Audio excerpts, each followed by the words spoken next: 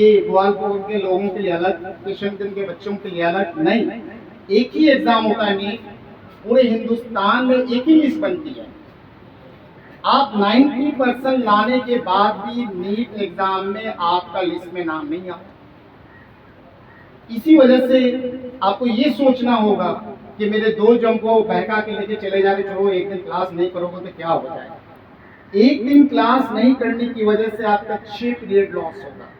6 अलग अलग टीचर पढ़ाते हैं और 6 टीचर की पढ़ाई फिर दोबारा आप चाहेंगे कि मिल जाए, नहीं, क्योंकि रिवीजन नहीं होता। हमारे यहाँ भी रिवीजन नहीं होता, कहीं भी रिवीजन नहीं होता कि आज एक बच्चा स्कूल नहीं आया और सर ने कहा चलो रिपीट कर दो, फिर बच्चों की आदत खराब हो जाएगी।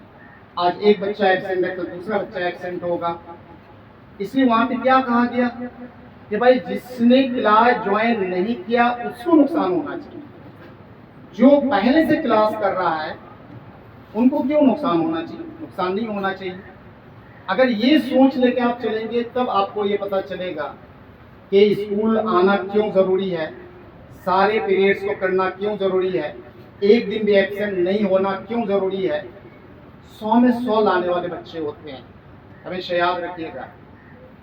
आपको बताएं कि एक बार का वाकया है, जो हम लोग देखते हैं हॉस्पिटल वगैरह, इसमें डॉक्टर्स का सिलेक्शन होता है, जो नौकरी होती है सरकारी, और उसमें से सिर्फ एक डॉक्टर को लेना था। उसमें से एग्ज़ाम जो लिया गया जिसको रिटन टेस्ट कहते हैं, रिटन टेस्ट में वो लोग सिर्फ 3 थे, 3 में से एक ही को लेना था। तीनों अपने अपने यूनिवर्सिटी के टॉपर थे। टेस्ट एग्ज़ाम दिया, सबको 100 में 100 आ गया। अब किसको हटाया जाए? लेना तो एक वो है। उसने कहा चलो इंटरव्यू ले लेते हैं, जिसको वाइवा कहते हैं। वाइवा में जो सवाल पूछा गया सबने जवाब दे दिया।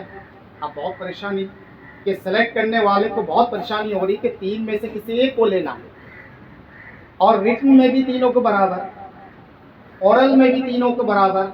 उसने कहा IQ, जिसको कहता है IQ, इंटेलिजेंसी क्वेश्चन, यानी आपके इंटेलिजेंसी का जो टेस्ट होता है उसमें उसने कहा देखते हैं उसमें जो कौन बच्चा कामयाब होता है उसी को सेलेक्ट करेंगे। और इसमें क्या है कि सारे इंटरव्यू के बोर्ड के लोग बैठे हैं 10-12, ये 3 भी उसमें से बैठे हैं, और उसमें जो हेड एग्जामिनर है उसको स्टेज पे बैठा दिया गया, और एक बाल्टी में जो आपका मैल होता है, टॉयलेट का जो टंकी होता है, उसमें से बाल्टी में ला के रखा गया, और बच्चों से कहा गया, 3 ही बच्चे थे, कि देखो इसमें से गंदगी रखी हुई है, जो स्टूल है, जो आप टॉयलेट है उसके टंकी से ला के रखा गया है। अब तो एक ही ऑप्शन है कि इस 3 में से जो उंगली डालेगा, डाल के चाट लेगा, उसको ये नौकरी मिलेगी। भाई एक MBBS डॉक्टर इतना गंदा काम कैसे कर लेगा? जो MBBS की पढ़ाई किया है, एक छोटी सी नौकरी के लिए ऐसा काम कैसे कर लेगा? जैसे ही कहा पूरा सन्नाटा छा गया। पूरे हॉल में जितने एग्जामिनर बैठे थे और वो 3 बच्चे बैठे थे, सन्नाटा छा गया। एक दाढ़ी टोपी वाले, वही उसमें से भी एक डॉक्टर थे, वो डॉक्टर ही थे, लेकिन शक्ल से वो लग रहे थे मौलवी, दाढ़ी टोपी शेरवानी। वो कुछ देर के बाद खड़े हुए और बाकी सारे लोग हंसने लगे, ये मौलाना को नौकरी कितने लालच कि वो खड़े हो गए उसमें जो है उंगली डाल के चाटने के लिए। अब सारे लोग ताजुब कर रहे हैं। वो मौलाना आए, मौलाना तो नहीं थे, डॉक्टर को, उसने उंगली डाला और चाट लिया। सारे लोग ताली बजाने लगे। तो बोर्ड ने कहा भाई यू आर सेलेक्टेड, आप सेलेक्ट हो गए, क्योंकि जिस तरह का शर्त आपके लिए रखा गया था आपने उस शर्त को पूरा कर दिया। अच्छा ठीक है, आपको तो नौकरी मिल गई। आप एक चीज तो बता दीजिए, आपने इतना डेयर कैसे किया, हिम्मत कैसे किया कि कितनों घटिया इंसान हो, कितनों भूखा इंसान हो, उसको गंदी चीजें दी जाए तो नहीं खाएगा। क्या खाएगा? आपको लग रहा है ऐसा? वो भूख से मर जाएगा, लेकिन इतनी गंदी चीजें नहीं लेगा। उसने कहा ठीक है, जो हेड एग्जामिनर था उसको खड़ा किया स्टेज पे। अब ये बताओ कि 2 तो हिम्मत नहीं किया, तुमने हिम्मत कर लिया, आखिर ऐसा क्यों? उसने कहा देखिए सर, जिस उंगली को हमने डुबाया, देखिए उसको हमने नहीं चाटा है। हमने किसको चाटा है? इतना तेजी से डुबाया और इतना चाटा, उनको पता भी नहीं, मौका भी नहीं चलने दिया कि उसने किसको चाटा और किसको जो है डुबाया। सारे लोग दंग रह गए। देखिए अपना दिमाग कैसे अप्लाई किया उसने। और ये जो है इसी को कहते हैं एक्स्ट्रा ऑर्डिनरी। सारी चीजें किताबों से नहीं मिलती, ये आपकी गलत फहमी है।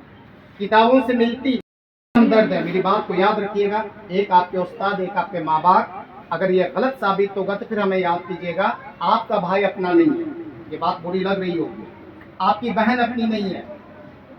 अब्बा बराबर होते हैं, अब्बा सारे औलाद को बराबर देखते हैं, चाहे बेटा हो या बेटी। लेकिन भाई बहन को बोझ समझ के शादी करा के हटा देता है। उसके बाद बहन आएगी तो कहेगा तुम बार बार मेरे यहाँ मत आया करो। एक भाई जो बहुत बड़े पोस्ट पे चला गया, एक भाई कमजोर हो गया, ये कभी नहीं कहता लो 10 लाख रुपया तुम अपना बिजनेस कर लो। नहीं, तुम समझो, तुम क्यों नहीं पढ़े थे अपने जमाने में, तुमको भी तो पापा ने पढ़ाया था।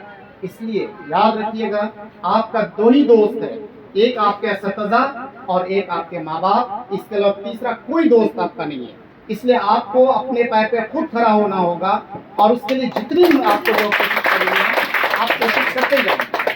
फिर आपको एहसास होगा कि नहीं, सर तो हमारे सही थे, सर ने तो गलत करने पर हमको डांटा था, सर ने तो गलत रास्ते पे जा रहे थे उसने हमें पीटा था। ये डांटना, ये पीटना, ये लेसन है, सबक है उस्ताद की तरफ से। इसको आप ये मत समझिए कि उस्ताद हमारे जो है हमारे दुश्मन है, हमारे जालिम, हम पर जुल्म कर रहे हैं, ऐसा बिल्कुल कतई नहीं। फिर हम गलती क्यों करेंगे? सवाल ये होता है हम गलती क्यों करेंगे। सिर्फ एक बार हमारी माँ ने कहा था, माँ के कदमों तले जन्नत, ये सबको मालूम है। हमारी माँ जब हम हॉस्टल से घर आते, जाहिर सी बात है 15 दिन का मौका मिलता, माँ मेरे बेड के पास बैठती, ऐसे सर पे हाथ फेरती और बहुत सारी बातें माँ बेटे में होती। एक दिन माँ ने सिर्फ कहा, बेटा तुम्हारे पापा सिगरेट नहीं पीते, तुम कभी ज़िंदगी में सिगरेट मत पीना। हमने कहा माँ वादा, वादा आपका बेटा आपसे वादा कर रहा है, नशा हम कभी इस्तेमाल नहीं करेंगे। और अल्लाह का शुक्र है, अल्लाह गवाह है, आज तक हमने नशा नहीं किया। ये सबक है। सिर्फ किताब की पढ़ाई को आप पढ़ाई समझते हैं, माँ ने जो कहा वो पढ़ाई नहीं है, माँ ने जो कहा वो पढ़ाई नहीं है। आज तक निभा रहे हैं आप। नशे की आदत बिल्कुल नहीं। कितने दोस्तों ने कोशिश किया, अरे आप बड़े हो गए हो, सिगरेट पी सकते हो, खैनी खा सकते हो, देखो जितने बड़े बड़े लोग खाते हैं। हमने कहा माँ ने कहा है और इसको मरते दम तक हम निभाएंगे, क्योंकि इस्लाम में भी है माँ के कदमों तले जन्नत। हम बिल्कुल बेवफाई नहीं कर सकते अपनी माँ से। ये पढ़ाई है, इसको पढ़ाई करते हैं। किताबों को पढ़ना सिर्फ पढ़ा, किताब तो अपनी जगह है, बहुत सारी चीज़ें किताबों में नहीं मिलेंगी, आपको जो है समाज से मिलेगा। इन चीज़ों को याद करना चाहिए। अपने स्कूल में, हमारे स्कूल में हमने एक एक क्लास समझा के बच्चों से कहा कि जिस दिन तुम जवाब सर को रेड हैंड खैनी खाते, गुटखा खाते, बीड़ी पीते, सिगरेट पीते पकड़ लोगे, 1 लाख रुपए का कैश इनाम लेके चलते हैं और उस दिन तुमको 1 लाख का कैश हम दे देंगे। आज तक अल्लाह का शुक्र है किसी को नहीं मिला। अल्लाह का शुक्र है कि किसी बच्चे को 1 लाख रुपया नहीं मिला, क्योंकि वो गलती हम करेंगे ही, सवाल ही नहीं पैदा होता है। आपको याद रखिएगा, किताबों से सीखने का बाहर भी मौका मिलता है, इन चीज़ों को ध्यान रखना है।